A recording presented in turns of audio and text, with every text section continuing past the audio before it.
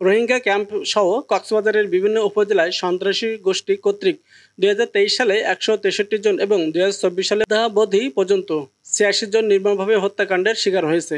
এছাড়াও কক্সবাজার আমতে কয়েকটি হত্যাকাণ্ড চোরাচালান চক্রের দুইটি গ্রুপের মধ্যে আধিপত্য বিস্তারকে কেন্দ্র করে সশস্ত্র সংঘর্ষ ও হত্যাকাণ্ডের ঘটনা ঘটে।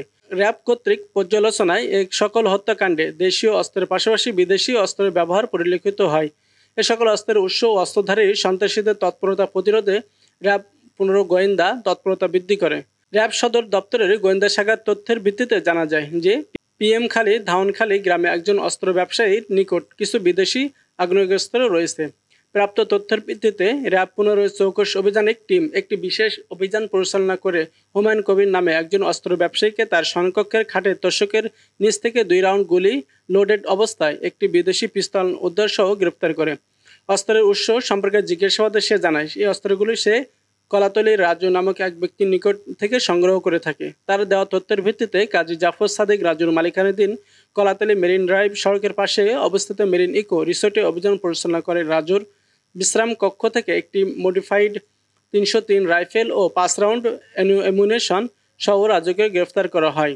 গ্রেফতারকৃতদের বিস্তারিত পরিচয়: কাজী জাফর সাদেক প্রকাশ রাজু, পিতা আব্দুস সবুজ চৌধুরী, সাং মাধ্যম বাহারছড়া থানা কক্সবাজার সদর জেলা কক্সবাজার, হুমায়ুন কবির, পিতা কবির আহমদ এবং ধাউনখালী থানা কক্সবাজার সদর জেলা কক্সবাজার। জিজ্ঞাসাবাদে রাজু জানায় যে উদ্ধারকৃত অস্ত্রগুলো মূলত খাগড়াছড়ি সীমান্ত দিয়ে পার্শ্ববর্তী দেশ থেকে বাংলাদেশে চোরাচালান করা হয়।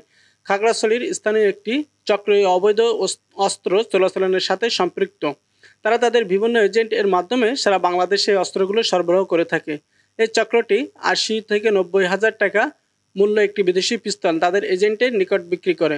পরবর্তীতে অস্ত্রগুলো বিভিন্ন হাতে বদল প্রান্তিক পর্যায়ে সন্ত্রাসীর নিকট ১.৫ থেকে ২ লাখ টাকা মূল্যে বিক্রয় করা হয়। গ্রেফতারকৃত রাজু ফটিকছড়ির জাবেদ নামক এক ব্যক্তির মাধ্যমে অস্ত্রগুলো খাগড়াছড়ি থেকে সংগ্রহ করে থাকে এবং গ্রেফতারকৃত হুমায়ুন সহ আরও কিছু ব্যক্তির মাধ্যমে কক্সবাজার রোহিঙ্গা ক্যাম্প, রামুর গজ্জনিয়ার চোরাকার বিড়ির চক্র ও মাদক ব্যবসায়ী সহ বিভিন্ন সন্ত্রাসীদের নিকট ১.৫ থেকে ২ লাখ টাকা মূল্যে এ সকল বিদেশি অস্ত্র দীর্ঘদিন ধরে বিক্রয় করে আসছে বলে জানায়। আরও জানায় যে ২০২০ সালে মাদক মামলার গ্রেফতার হয়ে রাজু, হুমায়ুন এবং ফটিকছড়ির জাবেদ একই কারাগারে ছিলেন। সেখানে তাদের পরিচয় এবং সখ্যতা গড়ে ওঠে। পরবর্তীতে তারা জামিনে বের হয়ে অস্ত্র ব্যবসা শুরু করেন।